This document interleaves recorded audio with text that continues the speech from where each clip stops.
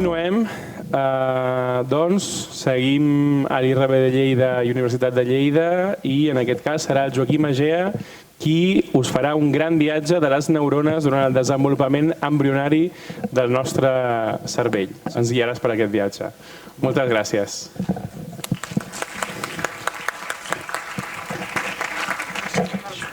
Molt bé, doncs bon dia a tothom. Gràcies per ser aquí avui. Gràcies també a l'organització, especialment a la Meritxell i al Simon per organitzar aquest event.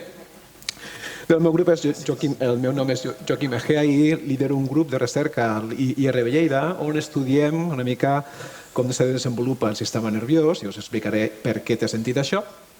Sí, i és el gran viatge de les neurones, un dels aspectes que estudiem és aquest gran viatge de les neurones fins a arribar a la seva funció final. És una mica comparable al viatge que esteu fent d'alguna manera tots vosaltres en aquest moment, us esteu formant fins a arribar on fareu la vostra funció social. Com a professionals, bé, les neurones fan alguna cosa similar en aquest sentit. Bé, tothom sap quin nom té la cèl·lula que pertany o que forma el sistema nerviós? Neurona, sí. Bé, la neurona és aquesta cèl·lula que veieu aquí, és un esquema. La neurona té diverses parts, com sabeu. Té aquí on està el nucli que anomenem el soma, té les dendrites i té aquesta prolongació llarga que és l'axó, a partir de la qual forma una sinapsi, una connexió amb una altra neurona i forma un circuit neuronal. Aquest circuit és el que ens permet fer diferents funcions. Bé, totes aquestes connexions neuronals se formen principalment durant el desenvolupament, l'etapa fetal, embrionària, que el professor Miguel Marín Padilla, un gran anatomòleg del sistema nerviós, anomenava com el petit astronauta. Bé, i si jo us proposo aquests dos models, a veure quin dels dos penseu que funciona durant el desenvolupament com de sistema nerviós. Les neurones, què penseu? Les neurones quan neixen, durant aquest desenvolupament, estan ja interconnectades entre elles, o bé primer neixen i després es connecten? Quin dels dos models penseu que és més real? El segon? Sí? Sí, té més sentit. Efectivament, el model que té lloc durant el desenvolupament és que les neurones primer neixen i després s'interconnecten entre elles.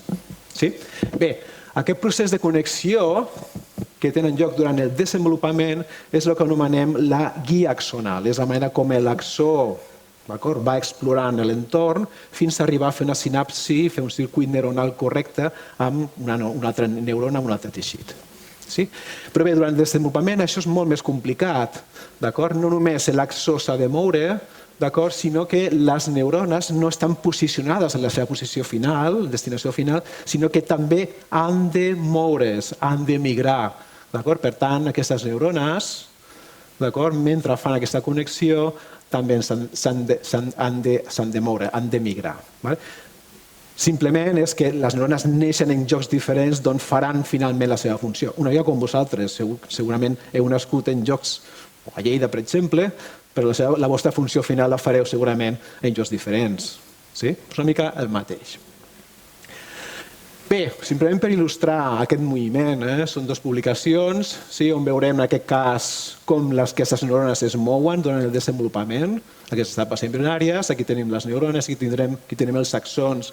Fixeu-vos el moviment d'aquestes neurones i el moviment d'aquests axons. Aquesta és la punta de l'axó, fixeu-vos com es mou.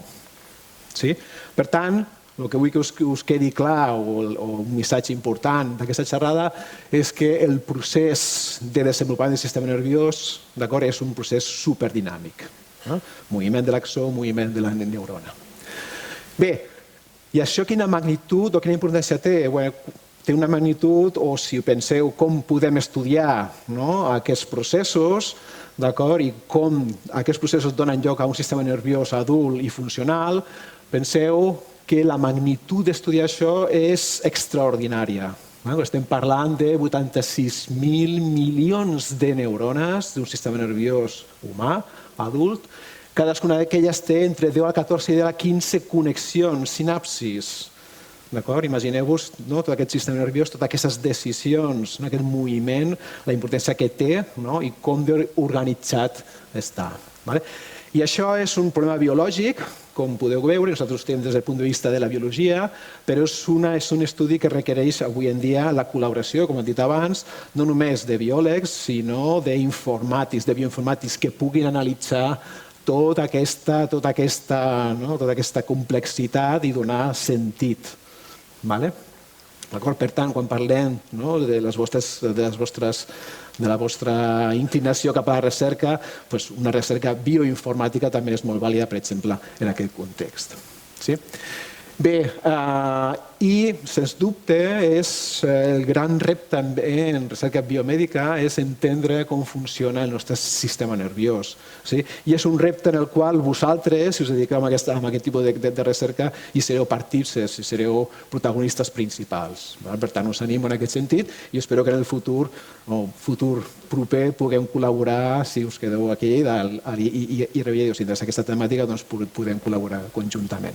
Estem parlant del gran recepte més important i no només saber com un circuit neuronal pot moure un braç, que més o menys ho sabem, sinó pensar en coses o en tasques molt més complexes. La memòria, recordar o simplement les emocions que us dona o que sentiu quan sentiu la vostra música preferida. Los Figaflowers, Olivia Rodrigo, Taylor Swift, Bad Bunny, qui sigui, aquestes emocions que us fa, tot això està integrat en circuits neuronals. Bé, el nostre grup de recerca estudiem, us he dit abans, hi ha aquest moviment de l'axó, moviment de la neurona, com això passa, com això té lloc i sempre té lloc de la mateixa manera per fer un circuit, un sistema nerviós adult ben format.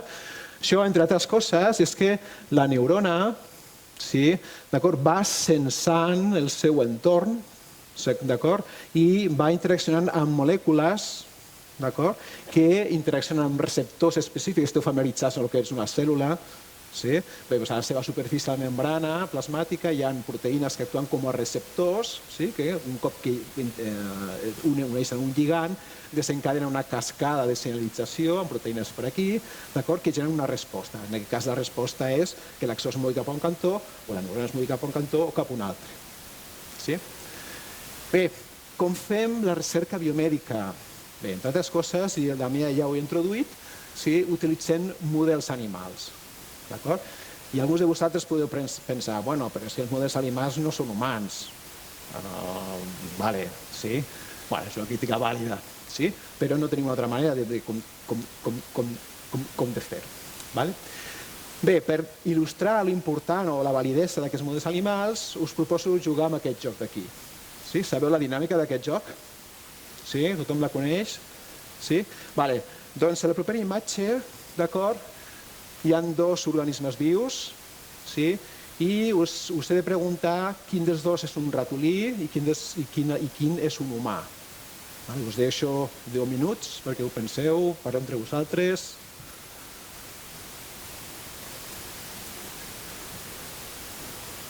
Teniu clar? Sí? Quin dels dos és un ratolí, de l'esquerra o de la dreta? L'esquerra? Vale, molt bé, teniu clar. Molt ràpid això. Ara fixeu-vos, és la mateixa pregunta, però dos embrions en desenvolupament.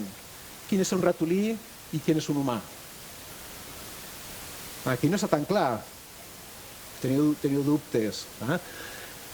Bé, està clar, aquí veieu la cua del ratolí, de la dreta és un ratolí. Amb això el que vull il·lustrar és que quan utilitzem models animals, en alguns aspectes, en molts aspectes, en el cas del desenvolupament, les decisions principals que tenen lloc no són tan diferents entre un ratolí i entre un humà. Bé, la meva també l'ha introduït, nosaltres tenim tècniques genètiques, com pot ser el CRISPR, per manipular aquests gens i amb aquests models animals podem fer el que diem animals knockout, en el qual eliminem un gen i llavors visualitzem què passa amb aquell organisme. En funció del que passi, podem interpretar o associar la funció d'aquell gen amb un procés determinat. En aquest vídeo d'aquí us ensenyaré, nosaltres vam manipular un gen, un d'aquests receptors de membrana, aquestes proteïnes de receptors de membrana, important per la guia axonal de nervis a l'espina dorsal. Aquests nervis controlen el nostre moviment. Quan nosaltres caminem, no estem pensant tota l'estona en posar una cama davant de l'altra. És com respirar. Aquests són circuits autònoms, que no hem de pensar. Bé, quan nosaltres eliminem aquest receptor, aquests animals perden aquesta coordinació i apareix aquest tipus de model animal. Això és un vídeo per la televisió sueca, feia uns quants anys, i aquests animals, fixeu-vos, caminen com a cangurs, van donant salts, han perdut aquesta coordinació. D'aquesta manera sabem que aquest receptor és important per la guia axonal a nivell de l'espina dorsal per aquest circuit autònom. Aquest és un bon model, per exemple, estudiar en humans una malaltia que es diu sinquinesis, una malaltia en la qual, en nadons sobretot, quan fan un moviment per agafar un objecte, amb l'altra mà fan exactament el mateix moviment, perquè tenen un problema de connexió a nivell de l'espina dorsal d'aquests axons.